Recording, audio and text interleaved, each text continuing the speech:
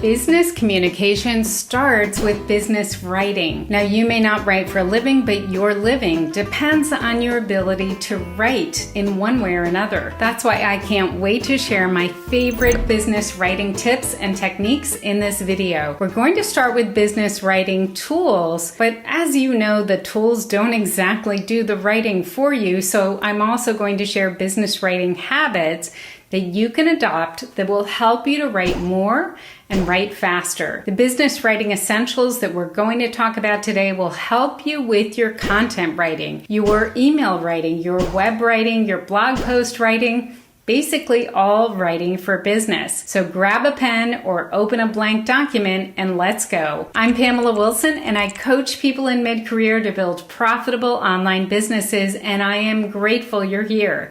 Subscribe to my channel because I'm going to help you grow your online profits. I'm going to share my 5 favorite online writing tools, and after I share my favorite go-to business writing tools, I'm going to give you some brief business writing training that will help you to write clearly and get results from all your business writing. Here are my 5 favorite business writing tools, represented by this saw, 750words.com. Now, I have been using the 750 Words site for many years. It encourages you to write 750 words every day, anything and everything that comes into your head. And although it's not strictly a business writing tool, I find that writing every morning helps me to clear my head of repetitive worries, and it helps me to think through business problems that are weighing on my mind. And it's just a place to dump the contents of my brain, and every so often an amazing business solution will come out of that daily writing. Now, one of the most powerful things that this simple site does, though, is to simply encourage you to write more often and write every day if possible. They gamify the process to keep you motivated. So I recommend that you start your day with 750 words, and you'll see that the rest of your daily writing will flow.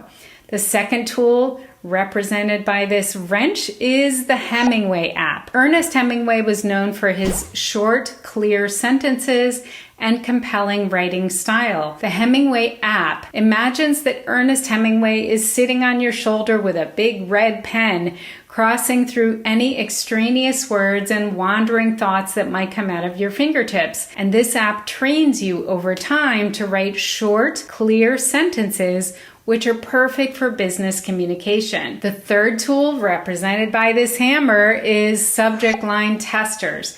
Now, writing emails is something that we all have to do, whether they are emails that are coming from our inbox or emails that are being sent from an email service provider to an email list. Either way, the most important factor that's going to determine whether or not your email gets read is the subject line. And my favorite way to test subject lines is SendCheckit.com. SendCheckit's email subject line tester will grade your email subject lines and give you suggestions about how to strengthen them. It also lets you know if you're using any words that may flag spam filters. It is a very powerful tool, and I use it before every email I send to my list.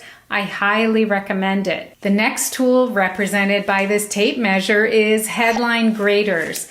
The number one goal of a headline is to engage readers so that they stay on your page reading the rest of the text.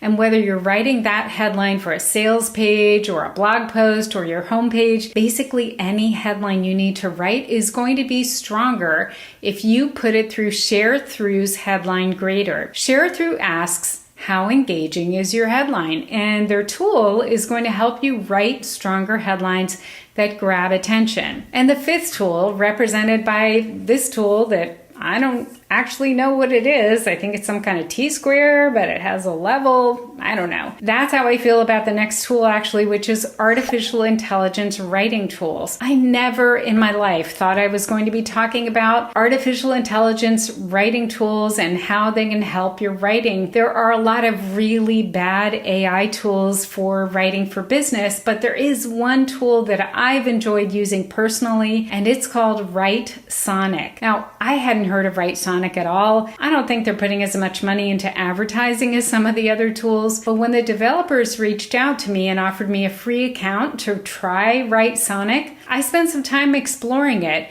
And I can say that of all the AI writing tools that I have tried so far, WriteSonic is the best. Now, I don't think that AI is ever going to replace human writing. However, I find that WriteSonic is a great place to dump ideas and just see alternative ways that you could write about those ideas. It's kind of like a thesaurus that goes beyond just giving you alternatives for words. You have alternatives for phrases and full sentences and even paragraphs. So if you're stuck for ideas, it's a great place to go to get unstuck. Before we move on to my writing training, are you ready to get instant clarity about your online business? I want to recommend that you take my free online business assessment at PamelaWilson.com. You'll pinpoint your priorities and you'll get free training from me. That's at PamelaWilson.com. It's right on the homepage. Are you ready for 5 tips that are going to help improve your business writing fast? Tip number 1, write a lot. Pablo Picasso famously created more than 70,000 individual pieces of artwork in his lifetime. Now, I am a huge fan of Picasso's work, and I've seen a lot of it in person, and I can tell you that the quality of that work is not evenly good. As a matter of fact, some of Picasso's pieces kind of look like failed experiments. And seeing his work in person made me realize that simply creating a large volume of almost anything means that you're improving the odds that you're going to create a few masterpieces in the bunch. Picasso's work inspired me to write much more than I had been writing, and this is my advice to you as well. If you really want to become a better writer, commit to writing more. And the next tip will help you do that. Tip 2, consider writing daily. Now, I shared a tool earlier that helps with this. It's called 750words.com. But if you prefer to simply write in a plain document or in a paper journal, it doesn't matter. Simply thinking about writing as something that you will do a little of every single day can be a game changer. By doing this, you'll find it faster to form ideas and then communicate them with words when you use this process of writing every day. Now, if you're not sure if this will work for you, the best advice that I can give you is to simply try it as an experiment. See what happens if you write every single day for a couple of weeks, and then decide if it's helping after you see the results. Now, I know a lot of people who are embarrassed to make mistakes in their writing, and I want to share one of my favorite techniques for editing your work after it's written. Remember, when you're writing, you shouldn't be correcting your work as you're getting it out of your head. Aim for a super messy first draft and just get it written. You can't edit something that doesn't exist. Tip number 3 is that when it comes to editing, I find the easiest way to see your errors is to simply copy paste the text from one platform to another. And by that I mean copying it from a Google Doc and pasting it into an email that you never send, or